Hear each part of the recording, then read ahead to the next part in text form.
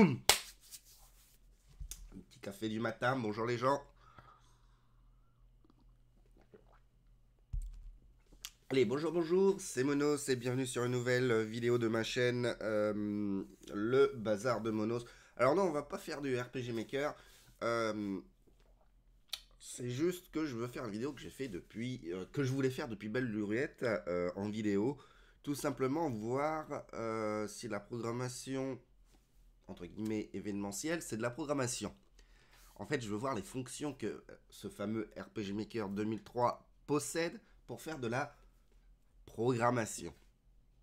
Alors, euh, avant de débuter, quels sont un peu dans les langages, dans les fameux langages de programmation, qu'est-ce qui fait que, bon, on dit que par exemple C c'est de la programmation, en basique c'est de la programmation, euh, voilà. Qu'est-ce que c'est que de la programmation en fait?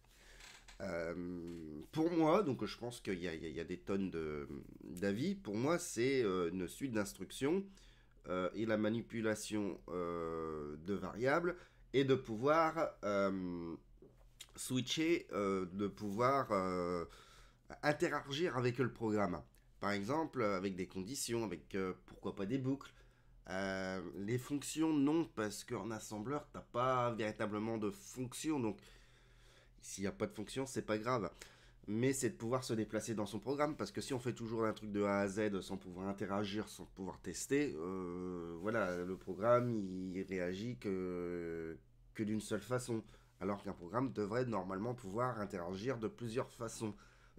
Pardon, pour donner vie tout simplement à des problématiques, pour donner vie à beaucoup de choses. Quoique, quand on fait juste un calcul, c'est linéaire. Bon, bref, vous avez compris un petit peu le principe, et nous, on va aller voir ça un petit peu avec RPG Maker 2003 en événement. Alors, pourquoi je viens quand même d'Oniromancy depuis 2006.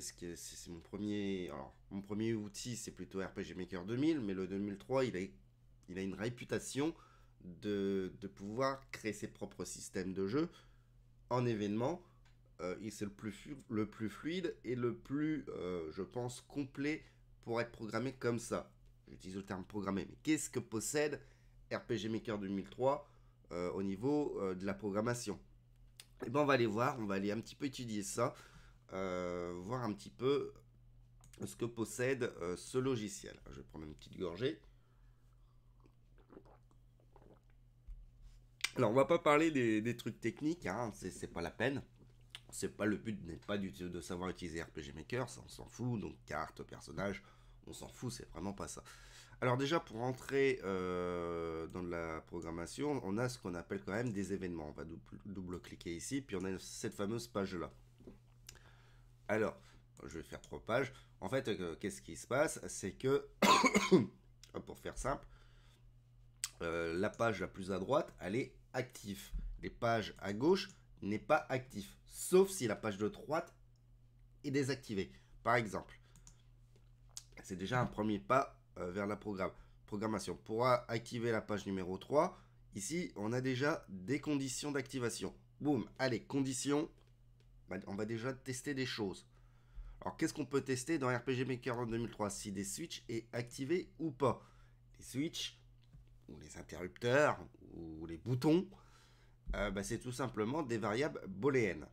Soit c'est activé, soit c'est désactivé. Donc on peut rajouter pas mal de boutons hein, de switch sur... bon là j'en ai fait 1000. Bref, on a quand même des variables booléennes qu'on nomme, blabla. Mais on s'en fout du nommage parce qu'on ne va jamais les rechercher par le nommage mais par le numéro. Voilà, l'identification, l'index. Boum. Donc par exemple, si la variable numéro 1, tiens on est indexé sur 1, est sur on, alors cette page-là est activée. Si elle n'est pas sur on, elle n'est pas activée, puis on ira sur cette page-là. Voilà, c'est comme ça fonctionne un peu l'idée de la programmation sur RPG Maker 2003. Sur RPG Maker tout court même. Voilà, donc on peut tester 2 variables booléennes, une variable complètement. Là, la variable, on peut rentrer complètement des valeurs. Bon, là, on va tester par exemple la variable vie. Et on peut voir qu'on a plusieurs tests. On a donc égal, plus grand ou égal, plus petit ou égal, plus grand que, plus petit que ou n'est pas égal. Et là, on a une valeur. Et ben, on est toujours dans les tests de conditions de programmation. On a exactement les mêmes tests, les mêmes options, pratiquement. Donc, c'est déjà pas mal. Donc, bon, là, on a d'autres tests, si des items existent, si l'acteur, enfin le personnage existe, et de tests sur des timers. Bon, là, c'est propre au programme, mais ça existe. On est déjà dans pas mal de tests. On a ici un troisième test qui permet d'activer notre page. Alors, pour faire simple, est-ce qu'on est collé à côté et on active cette page en appuyant sur un bouton? Soit le joueur touche l'événement pour activer cette page, donc pour activer la programmation qui est à l'intérieur. Soit c'est l'événement qui touche le joueur. Je ne sais plus tout à fait. Bon, il y a une petite. C'est un tout petit peu différent.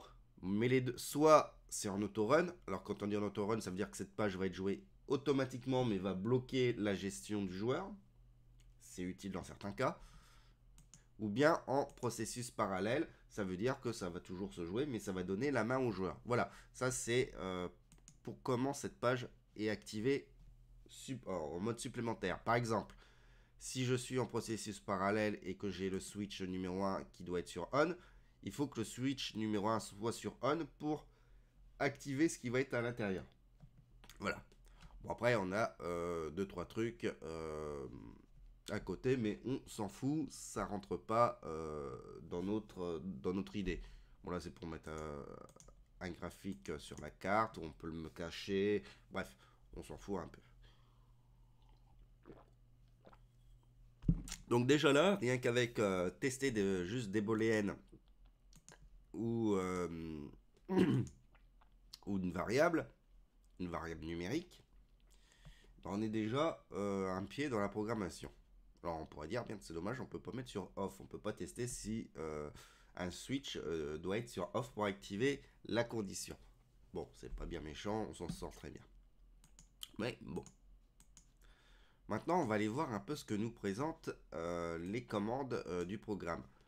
Bon, on a une commande printf qui nous permet, alors moi je dis printf ou print si on est en C, si on est en C en basique, on s'en fout, mais pour afficher du texte. Donc on peut afficher du texte et on peut aller chercher aussi une valeur contenue dans une variable. On a une petite commande, si je dis pas de bêtises, je ne sais plus si c'est le slash ou c'est ça.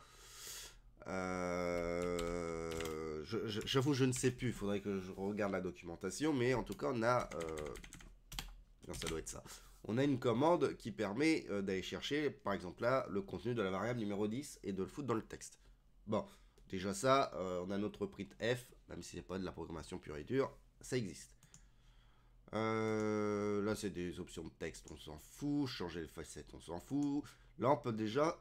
encore une fois, donner le choix au joueur. Donc c'est un questionnaire, on a 4 choix, plus un... Enfin, on a 2-3 conneries. Bon, ça c'est pas encore bien méchant. On peut demander au joueur de rentrer une valeur numérique et qu'on mémorisera dans une variable. Et oui, hein, dans RPG Maker, on a intérêt de savoir maîtriser les variables. Alors qu'est-ce que c'est qu'une variable ? C'est une boîte dont on met une valeur et dont on va travailler. Bon. On peut activer ou désactiver un switch. Et c'est là que ça va être super intéressant parce qu'on a quand même la fonction du pointeur. Sur RPG Maker 2003, on a la fonction du pointeur. Donc, on va pouvoir activer, désactiver ou échanger l'état de son switch, de son interrupteur, de sa variable booléenne. Si la variable booléenne était sur on, elle va passer sur off. Et si elle était sur off, elle va passer sur on. Et on a 3 options. Soit on choisit une seule variable booléenne à la main. Donc on va le choisir. Soit carrément une plage de variables booléennes. Bah, on peut peut-être faire un tableau avec ça finalement. Tiens, ça vient juste de m'y penser. Ou alors par rapport à la valeur d'une variable. On va choisir une variable. Et dans cette variable, il y a un numéro. Et ce numéro, c'est le numéro de l'interrupteur qu'on va travailler. C'est tout simplement un pointeur. On va pointer l'interrupteur contenu, dont l'index est contenu dans cette variable. Voilà. On va contrôler les variables. Alors, qu'est-ce qu'on possède dans le contrôle des variables? Alors, on a la même chose. On a ici, on peut choisir la variable à travailler manuellement en fonction d'une plage. Donc, si je fais de 1 à 5, les variables du numéro 1 à 5 vont pouvoir être travaillées. Ou alors, encore une fois, on a le pointeur par rapport à l'index d'une autre variable. Par exemple, si les vie possèdent la valeur 5, on va les travailler la variable 5 et c'est pas vie qu'on va changer. C'est un pointeur. Alors, qu'est-ce qu'on peut faire quand on travaille sur une variable? On peut faire un égal, donc le 7. On peut faire une addition, une soustraction, une multiplication, une division et un modulo. Alors, qu'est-ce qu'on peut changer? On peut changer une constante, on choisit la valeur modifiée, d'après le contenu d'une autre variable. Par exemple, voilà, si je fais 16, la variable si je fais 7, la variable 19 est égale au contenu de la variable numéro 16. Par rapport à l'idée, encore une fois, c'est un pointeur. Là, par exemple, ma variable 19 est égale, on va aller rechercher la valeur de la variable 17, et cette valeur, c'est l'index de la nouvelle variable qui va, là, en ACT, qui va être égale à la variable numéro 19. C'est un pointeur. On peut faire du random, donc c'est un tirage aléatoire, et après, on a encore d'autres trucs par rapport au programme en lui-même, dont on s'en fout, mais ça existe. Donc voilà, donc on a un petit contrôle sur les variables.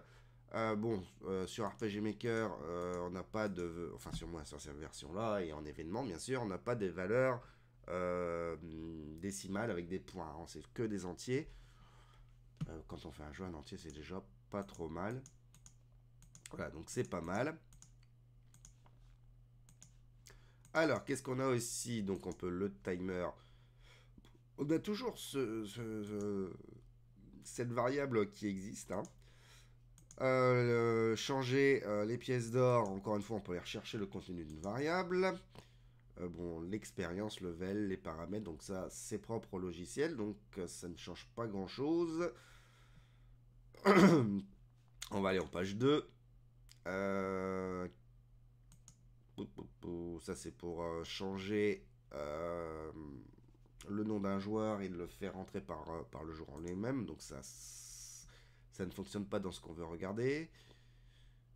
Qu'est-ce qu'on aurait qui peut être important pour de la programmation pure et dure? Alors, on peut afficher une image, par exemple. Ça, je pense que, bon, c'est pas du pur et dur, mais je pense que c'est important. On peut afficher, donc on a, alors sur les nouvelles versions, les dernières versions Steam de RPG Maker, il y a des options en plus hein, par rapport à ce que moi j'avais. Donc chaque image a un numéro d'identification, donc on a le droit, je sais pas combien d'images. Oula, ah oui, ils ont bien monté, 1000 images, oh, tiens. Nous on était limité, je sais plus, à une centaine, plus d'une centaine d'images, et à la base on avait le droit qu'à entre 25 ou 50 images.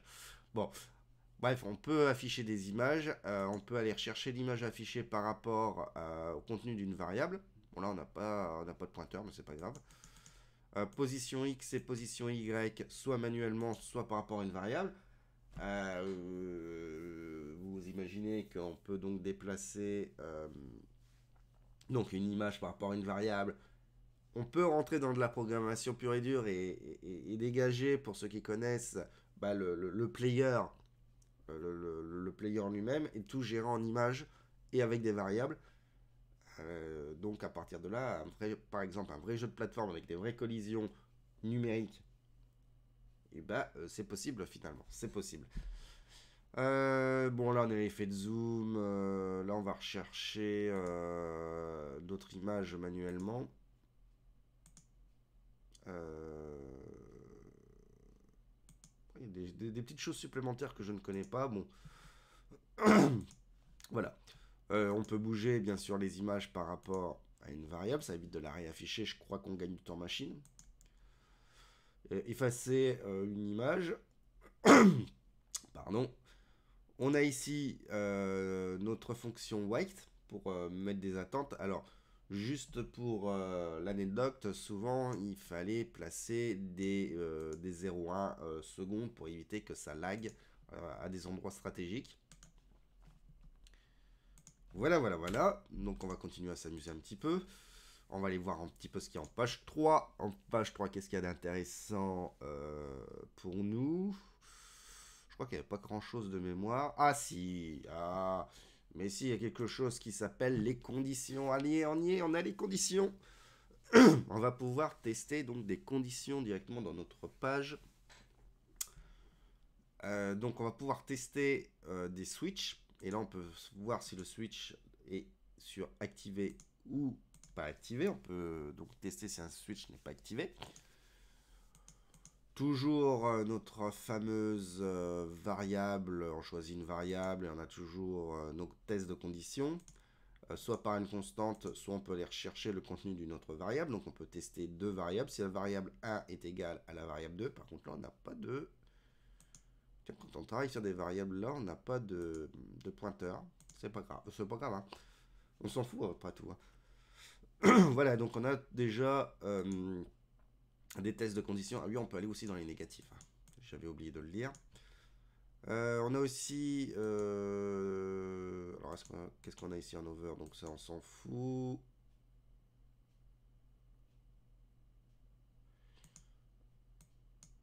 Donc je regarde juste rapidement. Voilà. Donc on a des tests de conditions. Et aussi, par exemple, ici, on a une petite option pour... quand la condition n'est pas appliquée. Donc c'est notre fameux... on a ici nos conditions et notre else. Ouh, bah là ça commence déjà à avoir un petit peu de la gueule par exemple. Hein. Tiens d'ailleurs si je fais un... Si notre variable, on va setter 5 notre vie. Regardez, contrôle variable, vie est égal 5. On commence déjà à avoir une écriture de programmation.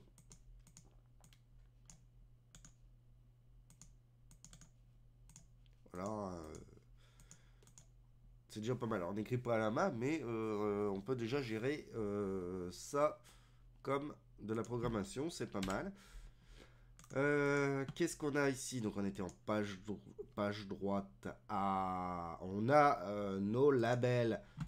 Par contre, sur RPG Maker numéro 2003, les labels, c'est des numéros. Donc, il va falloir... Ça, c'est un peu chiant, mais on met des numéros de labels. Voilà, donc label 1, label 20. Bon, c'est pas tip top, hein, mais c'est bon. Et on a tout simplement le jump to label. Voilà. Donc là, on a déjà notre première boucle. De fait, hein, on fait label 20, jump to label 20. On va revenir là, ici. On va continuer là. On va revenir ici. On va continuer là. On va revenir ici. Vous avez compris, on a déjà une boucle. Alors label et jump label, c'est tout simplement le goto. Hein, on va pas se mentir, c'est un goto. Là, on nous dit de goto 20. Voilà, on retourne ici. C'est le, pour ceux qui fassent un peu d'assembleur, le Go ou de basique, voire même du C, parce que le goto existe en C. Et oui, oui, oui, il existe en C. Le goto, c'est tout simplement, quand on est en assembleur, le jump. Hein, c'est un simple jump. On saute dans notre programme, jump telle ligne, jump telle adresse. Voilà. On a notre loop. Hein, là, on a une vraie boucle. Loop, repeat, above. Hein, on répète complètement. Et là, vous allez me dire, mais comment on sort de cette boucle? Et ben, on a une fonction qui s'appelle break loop. Donc, quand on rencontre cette fonction-là, on fait donc un jump, un goto ici, pour faire simple, et on continue notre programmation. Donc, c'est à partir de là, par exemple, qu'on va... Par exemple, alors, on va se faire, par exemple, un while. Qu'est-ce que c'est qu'un while? C'est que... on fait un test sur une condition. Donc par exemple, si la variable vie est égale à 2, ou n'est pas égale à 2, ou comment on fait un while? Un while, on rentre. Ouais, c'est assez bizarre, donc il faut faire l'inverse. Faut raisonner un petit peu à l'inverse. Pour rester dans la... Ah ouais, tiens, c'est rigolo, parce que par rapport à la programmation dure, là, il faut raisonner à l'inverse. Il faut faire une condition pour sortir de la boucle, et pas pour rentrer dans la boucle. Donc là, pour, par exemple, sortir de la boucle, si vie, on va tester au début, alors on n'a pas besoin de else. Voilà, si vie est égal 0, donc par exemple game over, je disais, là on va faire donc un break loops, on va sortir de la boucle, sinon bah, on va jouer ce qu'il y a dans la boucle. Ouais, là il va falloir tester, ou alors on peut faire aussi un for next. Alors le for next, par exemple, si on veut faire une boucle for, on va tester, par exemple, si v est égal 5, on va sortir, si on veut, voilà, si v est égal 5, on va se faire cette fois-ci, hop, un else, on va changer la variable, on va additionner 1, et bien sûr, avant de rentrer dans la boucle, il faut initialiser notre boucle, hop, on se met à 0, voilà, variable vie est égale 0, on rentre dans notre boucle, on teste si notre vie est égale à ce qu'on veut. Si c'est égal, on sort de la boucle. Si c'est pas égal, ben on incrémente notre vie de 1 et après on travaille notre boucle, le contenu de notre boucle. Voilà, on a fait une boucle for tout simplement. Ce genre de truc fonctionne aussi dans n'importe quel langage de programmation. Mais en gros, voici un peu notre boucle for qui est fait traditionnellement, quoi. Mais je crois qu'on a fait le tour. Alors, on a aussi les commentaires. Hein. Ceci est un commentaire. Paf, ça c'est important. Hein. Et voilà, après on s'en fout. Et chose super importante sur 2003 que pas beaucoup de monde, j'ai jamais vu beaucoup de monde utiliser ça, le call event. Alors le call event, moi je l'ai trouvé super important parce que grâce à ça, on peut faire ce qu'on appelle des fichiers include sur RPG Maker 2003. Il n'existe pas sur XP, je sais pas pourquoi, mais on peut inclure. Alors je vais page 2, je sais plus comment on faisait. Hop. Ah non, fallait. Oui, map event, this event. Donc on pouvait faire plusieurs événements et aller rechercher le numéro de l'event, le numéro de la page. Et chose super cool sur RPG Maker 2003, c'est que on pouvait aller rechercher le contenu de la page 2 grâce à cette commande-là, le mettre ici. Donc on pouvait faire de la programmation vraiment très structurée sur RPG Maker 2003. Je ne sais pas si sur les derniers on peut le faire. Je crois que j'ai pas installé. Il est où mon Steam? Il est là. J'ai pas installé MV, c'est l'avant-dernier. Je ne sais pas si cette commande existe sur MV. J'avoue que je ne sais pas. Mais bon, MV, à partir de XP, on a de la programmation pure et dure. Donc, bon. Mais voilà. Donc, grâce à ça, on peut faire des includes. Voilà, voilà. Donc, moi, je pense sincèrement que oui, faire ça, c'est vraiment de la programmation. On a tout ce qu'il faut. Les conditions, modifier des événements, des variables, aller rechercher des pages, les boucles. Bon, on a tout ce qu'il faut. Et bien sûr, on a aussi des commandes. Alors, je ne sais plus où c'est. Pour aller chercher. Faut que je recherche. Voilà, c'est ça, tout simplement. Et ici, on peut mémoriser dans une variable les touches du clavier. Quelques touches du clavier, en fait. Hein, pas tout, mais on peut. Voilà. Donc, ce qui nous permet aussi d'avoir des entrées au clavier ou au joystick, hein, c'est pareil, pour pouvoir gérer les entrées du joueur, donc interagir. Donc voilà. Bon, bah ça vaut une petite vingtaine de minutes. C'était fort sympathique. Je voulais juste faire une vidéo là-dessus. C'est tout con, c'est bête. Mais je voulais en parler. Donc on peut faire quand même beaucoup de choses en événement. Rien qu'avec ceci, bah, il ne faut pas grand-chose, hein. Gérer des variables, des boucles, une condition, quelque chose pour demander une interaction avec le joueur. Donc là, c'est tout simplement le key input processing sur RPG Maker 2003. Voilà. Et puis, bah, on fait tout simplement ce qu'on veut en programmation, quoi. Donc, c'est pour ça que RPG Maker 2003 a toujours plu aux gens qui bidouillent sans mettre des lignes de code. Simplement, c'est qu'on a quand même un outil assez puissant pour faire tout simplement libérer la créativité de beaucoup de personnes. Voilà.